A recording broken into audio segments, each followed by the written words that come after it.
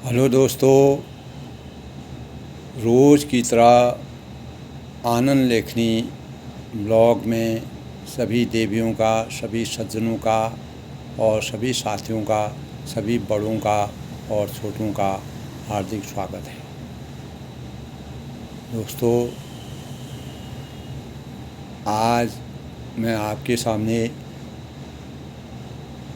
भारत माता की मान मर्यादा क्या है, क्या हमको भारत माता के लिए सोचना चाहिए, भारत माता का क्या स्वरूप था और क्या स्वरूप होना चाहिए, हमें कैसे अपने देश का, अपनी माता का मान बढ़ा करके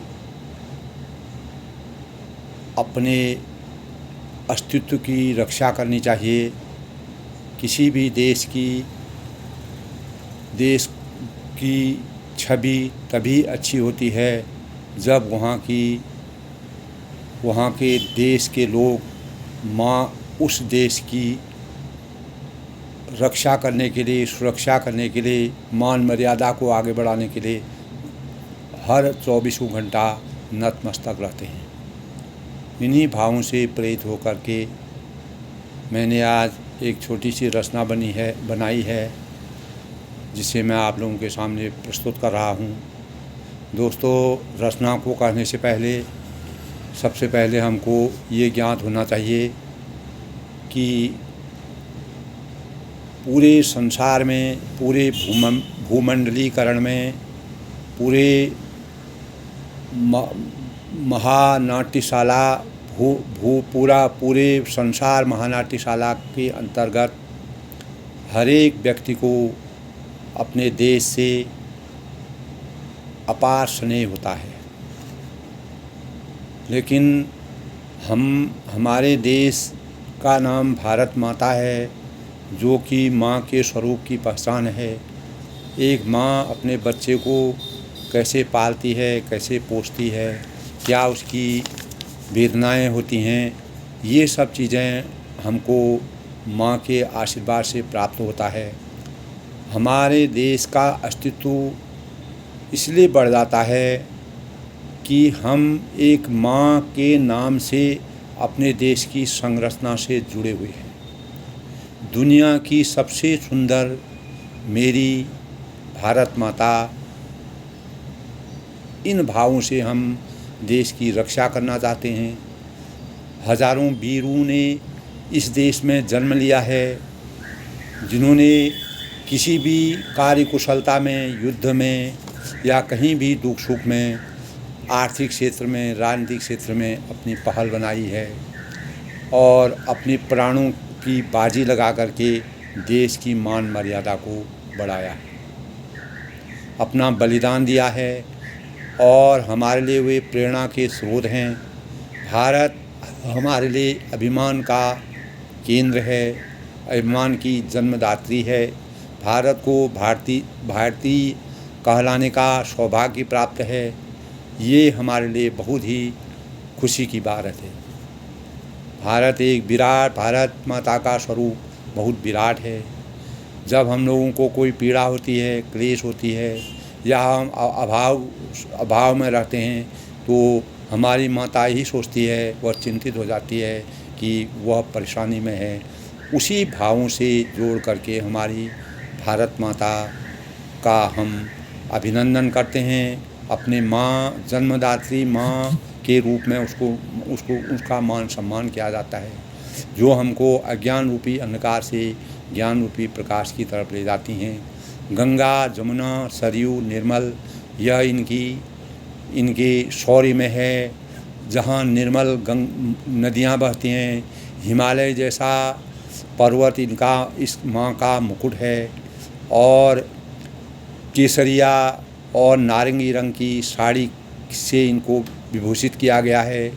तिरंगा इनका स्वरूप है। ध्वज तिरंगा जो इनका स्वरूप है, तिरंगा इनके हाथ में रहता है, साथ में रहता है और सिंह इनके हमेशा साथ रहता है। हिमालय एक ऐसा पर्वत है जहाँ पर हमारे देश की 65% जनता वहाँ के जल, हिमालय के जल पर निर्भर है। इसीलिए हमारे देश का हिमालय हमारे देश का मुकुट कहलाता है। यह हमारे लिए बड़ी शौर्य की बात है, बड़ी उसकी बात है। दोस्तों, इसी क्रम में मैं आप लोगों के सामने अपनी, जैसे कि मैंने देश के बारे में आपको बताया, और इसी बारे में मैंने एक छोटी सी रचना की है। आप लोगों को अच्छी लगेगी। मैं कुछ न कुछ रचना करने की कोशिश करता हूँ।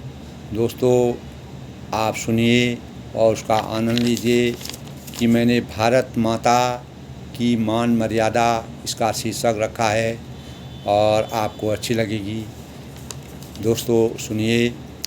जिसकी सैनिक रणभूमि में गाया करते हैं गीता, जिसके सैनिक रणभूमि में गाया करते हैं गीता, जहाँ हर खेत में खेला करती है सीता माता, जहाँ हर खेत में खेला करती है सीता माता, घर में आदर्शों के उपमानों के प्रतीक यहाँ पर, घर घर में आदर्शों के उपमान के प्रतीक यहाँ पर, घर घर में आदर्शों के उपमानों के प्रतीक यहाँ पर, हर उपवन में परमेश्वर का धाम यहाँ पर, हर उपवन में परमेश्वर का धाम यहाँ पर। नारी जहाँ की शक्ति स्वरूपा, नारी जहाँ की शक्ति स्वरूपा, देवी की प्रतिमा सम है। नारी जहाँ की शक्ति स्वरूपा, देवी की प्रतिमा सम है। शीतल चंदन सम इस देश की धरती, शीतल चंदन सम इस देश की धरती, पावन भावों की आभा से हरा भरा सबका मन, पावन भावों की आभा से हरा भरा सबका मन। हर दम हर पल कर्म क्षेत्र के पावन मंदिर में, हर दम हर पल कर्म क्षेत्र के पावन मंदिर में अर्पित है सबका तन मन। हर दम हर पल कर्म क्षेत्र के पावन मंदिर में अर्पित है सबका तन मन।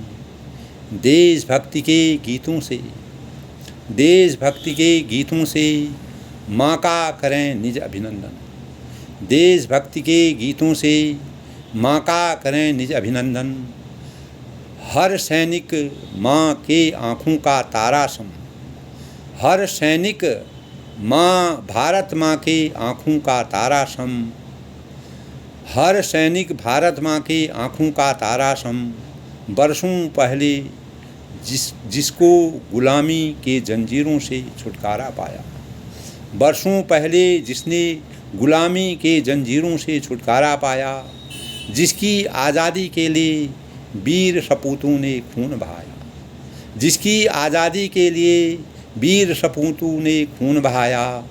सौभाग्य है इसका परतंत्रता के जंजालों ने नए सूरज को जन्म दिलाया, सौभाग्य है इसका परतंत्रता के जंजालों ने नए सूरज को जन्म दिलाया। सत्य अहिंसा के शौर्य से आज़ादी हमें दिलाई, सत्य अहिंसा के शौर्य से आज़ादी हमें दिलाई। जिसके सैनिक रणभूमि में गाया करते हैं गीता, जिसके सैनिक रणभूमि में गाया करते हैं गीता, जहाँ हर खेत में खेला करती है सीता मैया, जहाँ हर खेत में खेला करती है सीता मैया, जहाँ हर खेत में खेला करती है सीता माता। जनमानस में एकता के भाव जगाकर कुछ नया करें, जनमानस में एकता के भाव जगाकर कुछ नया करें। जिन सपूतों की पावन शक्ति की छत्र छाया ने, जिन सपूतों की पावन भक्ति की छत्र छाया से देश का मान बढ़ाकर अपने ध्वज का मान बढ़ाया, देश का मान बढ़ाकर अपने ध्वज का मान बढ़ाया। चेतन शक्ति के भावों को, चेतन शक्ति के भावों को सजग कर मुझे कभी न बेबस करना। माँ भारती कह रही है कि चेतन शक्ति के भावों को सजग कर, चेतन शक्ति के भावों को सजग कर मुझे कभी न बेबस करना। सच्चे सपूतों के दमखम से, सच्चे सपूतों के दमखम से मजबूती मैं पाई हूँ। सच्चे सपूतों के दमखम से मजबूती मैं पाई हूँ। गैरों से छुटकारा पाया, गैरों से छुटकारा पाया मैंने, मुझे न कभी झुकने देना। गैरों से छुटकारा पाया मैंने, मुझे न कभी झुकने देना। सत्ता की भूख जगाकर, सत्ता की भूख जगाकर मुझे न कभी अपमानित होने देना। सत्ता की भूख जगाकर मुझे न कभी अपमानित होने देना।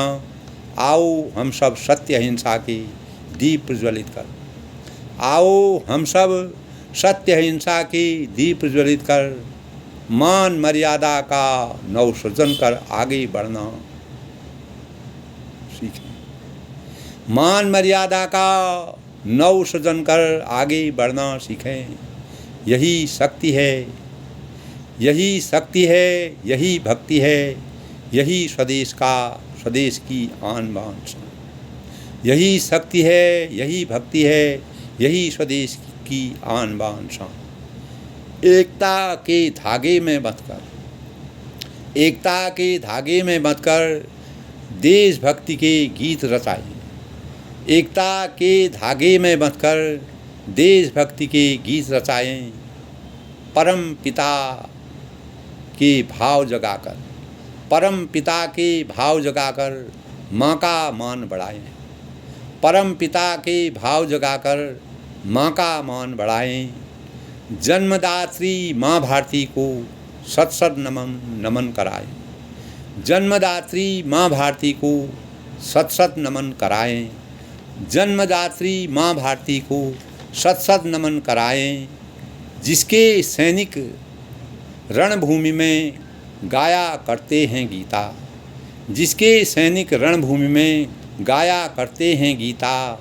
जहाँ हर खेत खेत में खेला करती है सीता मैया, जहाँ हर खेत खेत में खेला करती है सीता मैया। दोस्तों, ये थी मेरी रचना। मैंने अपनी रचना भारत माता के लिए प्रस्तुत की है। इसी संदर्भ में हर एक व्यक्ति को अपने राष्ट्र से प्रेम होता है। इसी संदर्भ में मैं आपको बताना चाहता हूँ कि हमारे देश का नाम भारत क्यों पड़ा, हमारे देश को भारत माता क्यों कहते हैं। भरत, पहले भरत एक नाम होता था, भरत से देश का नाम भारत पड़ा। ये सभी लोग जानते हैं कि भरत से भारत का नाम, भरत से ही भारत का नाम पड़ा है, भरत के नाम से। और सबसे मेन बात यह है कि भरत जो थे, भरत के पिताजी का नाम, पिताजी हस्तिनापुर के राजा दुष्यंत थे तथा माता उनकी शकुंतला थी। और माता उनकी शकुंतला थी तो उन्होंने राजा भरत का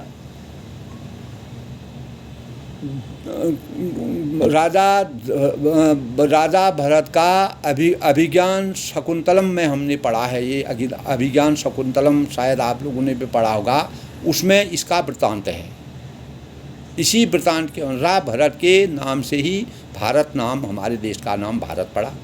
भारत माता को जननी इसलिए कहा जाता है कि उनकी गोद में गांधी, उनके अनुसार जो है उनकी गोद में गांधी, बुद्ध और राम जैसे अमर लोगों की जन्मगाथा का वृत्तांत है। उनके शौर्य से उनका नाम भारत माता पड़ा। इसीलिए कभी लोग मातृभूमि को अमरों की जननी कहते हैं। हमारी मातृभूमि जो है वह अमरों की जननी है। अमर सपूत जो होते हैं उनकी जननी के नाम से, उनकी जननी के नाम से इनको पुकारा जाता है। इसलिए हम इनको भारत माता कहते हैं।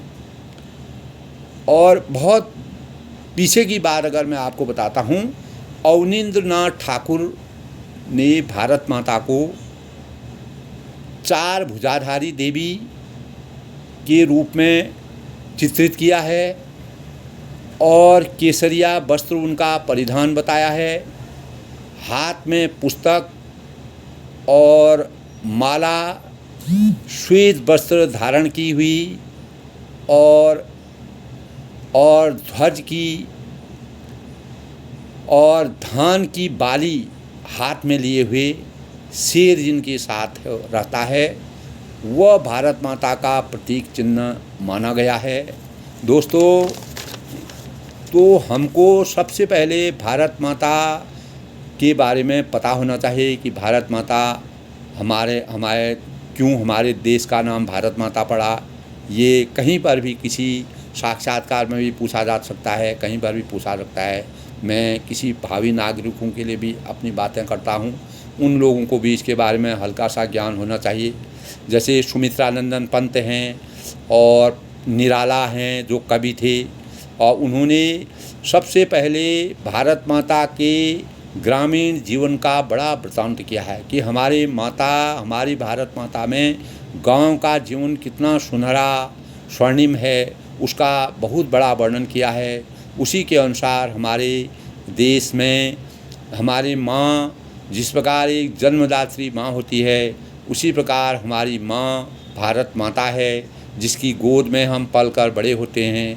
हमें अगर कभी भी कोई परेशानी होती है, कोई दुविधा में रहते हैं, अड़चन में रहते हैं, परेशानियों में रहते हैं, जिस प्रकार हमारी जन्म देने वाली माँ हमारी सुरक्षा करती है, उसी प्रकार भारत माँ भी हमारी सुरक्षा करती है।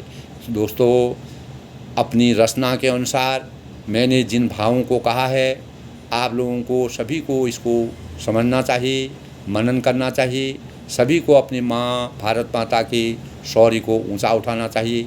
जिसके मन से भी, जिसके भावों से भी माँ के लिए जो कुछ हो सके वह कार्य करना चाहिए। हमको माँ की रक्षा, भारत माता के स्वरूप को कैसे आगे बढ़ाना चाहिए, भारत माता के लिए हमारा क्या अभिनंदन, जिसके कारण से जो हो सकता है, कोई धन लगा के करे, कोई मन लगा के करे, कोई चिंतन लगा के करे, कोई नया कार्य करे। जैसे कि आज नीरज चोपड़ा जिन्होंने उसमें चैम्पियनशिप में जो है ये पदक प्राप्त किया है, और ये भी हमारे लिए बहुत बड़ी सौभाग्य बात है। ये हमारे भारत माता के लिए एक प्रतीक चिन्ह है। इस प्रकार के लोग हमारे देश में, नीरज चोपड़ा जिन्होंने मतलब भाला प्रतियोगिता में, एथलीट्स में जो है अपना नाम कमाया है, ये हमारे देश के प्रतीक चिन्ह होते हैं। आज ही मैंने उनको सुना और बहुत अच्छी बात है। हमारी माता के गोद में ऐसे लोग जन्म लेते रहें और हमको उनसे प्रेरणा लेनी चाहिए। जो भावी नागरिक हैं, जिनको आगे बढ़ना है, जिनको अपने स्वरूप को, माँ के प्रति अगर आपका स्नेह होगा, अपने देश के प्रति स्नेह होगा, अपने देश की एक मिट्टी के कण से भी स्नेह होगा, तो हम कभी भी धोखा नहीं खाएंगे, हम आगे बढ़ते जाएंगे। हम अपने देश की संपत्ति का नुकसान न होने दें। जहाँ पर बर्बादी होती है उसको बचाने की कोशिश करें। अधिक से अधिक हमको यही प्रयास करना चाहिए, माँ के शौर्य को रखने के लिए। जिस लोगों से, जिस आदमी से, जिस व्यक्ति से, जिस नागरिक से, जिस भावी नागरिक से, जिस राजनेता से, जिस विचारक से, जिस समाज सुधारक से, या जो भी चिंतक शिक्षाविद हैं, जिनके कहने से जहाँ से जो देश के लिए, माँ भारती के लिए हो सकता है, उसके लिए प्रयास करना चाहिए। इसके शौर्य को बचाए रखना चाहिए।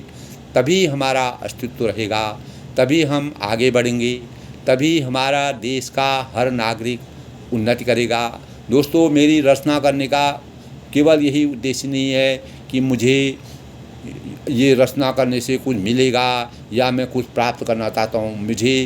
मैं ये कतई भी नहीं सोचता हूँ, न मेरे मन में कोई ऐसे भाव हैं। मैं केवल मेरी एक अभिरुचि है। हर व्यक्ति की अपनी अपनी अभिरुचि होती है। कोई देश सेवा करता है, कोई कुछ करता है, अपनी अपनी अभिरुचि है। देश के लिए अगर हम कुछ भी करते हैं, अगर मुझे एक नन्हे से बच्चे से भी अगर कुछ सीखने के लिए मिलता है, मैं एक छोटे से बच्चे से भी कुछ सीखने का प्रयास करता हूँ।